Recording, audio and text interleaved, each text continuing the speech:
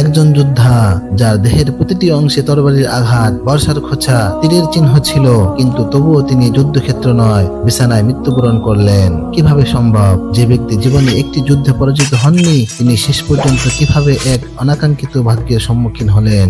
আজ আমরা জানবো ইসলামের ইতিহাসের সর্বশ্রেষ্ঠ সেনাপতি খালিদ বিন ওয়ালিদের জীবন কাহিনী, যা আপনাকে শিহরিত করবে এবং অনুপ্রেরণা যোগাবে। তো চলুন শুরু করা যাক। ইসলামের ইতিহাসে একজন শক্তিশালী বীরের সূচনা। তিনি ছিলেন খালিদ বিন ওয়ালিদ রাদিয়াল্লাহু তাআলা আনহু।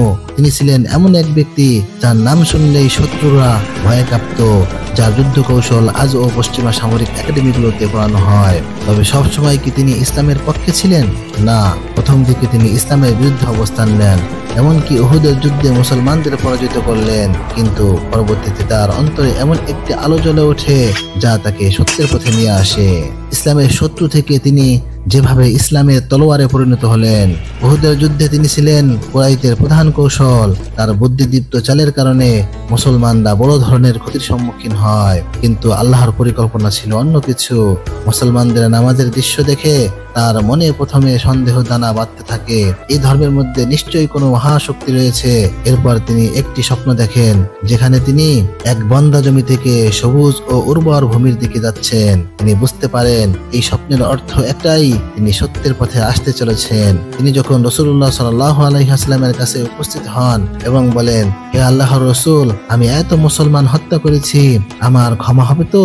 তখন রাসূলুল্লাহ সাল্লাল্লাহু আলাইহি ওয়াসাল্লাম বলেন, খালিদ, ইসলাম পূর্বের সমস্ত পাপ মুছে দেয়। এই একটি বাক্য তার জীবন পরিবর্তন করে দেয়। ইসলামে যেভাবে একজন অজেয় বীরের উত্থান হয়েছিল, ইসলাম গ্রহণের পর তিনি এমন এক বীরত্ব দেখিয়েছিলেন যা ইতিহাসে বিরল। তিনি কোনো যুদ্ধে পরাজিত হননি। মুসলিম বাহিনীর প্রধান সেনাপতি হিসেবে তিনি পারস্য ও বাইজেন্টাইন সাম্রাজ্যের বিরুদ্ধে একের পর এক বিজয় অর্জন করেন। কিন্তু যখন লোকেরা বলতে শুরু করলো মুসলিমদের বিজয় হচ্ছে কেবল খালিদের কারণে, তখন খলিফা ওমর রাদিয়াল্লাহু তাআলা আনহু তাকে সেনাপতির পদ থেকে সরিয়ে দেন, যেন মানুষ বুঝতে পারে জয় পরাজয়ের মালিক একমাত্র আল্লাহ তাআলা।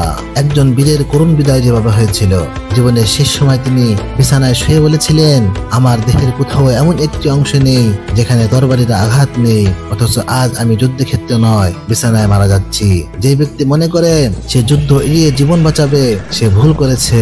মৃত্যু যেখানে লেখা আছে সেখানেই আসবে। তার আরেকটি বিখ্যাত উক্তি ছিল, আমি যুদ্ধের ময়দানে ছিলাম, তাই কোরআনের জ্ঞান অর্জন করতে পারিনি, কিন্তু আমি দুঃখিত নই, কারণ আল্লাহ আমাকে ইসলামের বিশেষ একটি দায়িত্ব দিয়েছিলেন। প্রিয় বন্ধুরা আমার, এই গল্প থেকে আমরা কি শিখতে পেলাম? এই গল্পটি আমাদের শেখায় ইসলামের জন্য কাজ করার পথ ভিন্ন হতে পারে, কিন্তু প্রত্যেকের জন্যই একটি ভূমিকা নির্ধারিত আছে।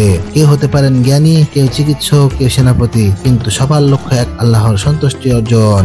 এছাড়াও এটি আমাদের মনে করিয়ে দেয় যে বীরত্ব কেবল তরবারির শক্তিতে নয়, বরং ইমানের দৃঢ়তায় নিহিত। খালিদ বিন ওয়ালিদ রাদিয়াল্লাহু তাআলা আনহু এর জীবন থেকে আমরা শিখতে পারি, আল্লাহ যার হৃদয়ে আলো জ্বালাতে চান তাকে কেউ দমিয়ে রাখতে পারে না। আপনার যদি এই গল্পটি ভালো লাগে তাহলে শেয়ার করতে ভুলবেন না। এই ধরনের আরো গল্প পেতে আমাদের চ্যানেলটি সাবস্ক্রাইব করুন, বেল বাটনটি চেপে রাখুন। আবার দেখা হবে নতুন কোনো ভিডিওতে। সেই পর্যন্ত সবাই ভালো থাকুন। আসসালামু আলাইকুম ওয়া রাহমাতুল্লাহ।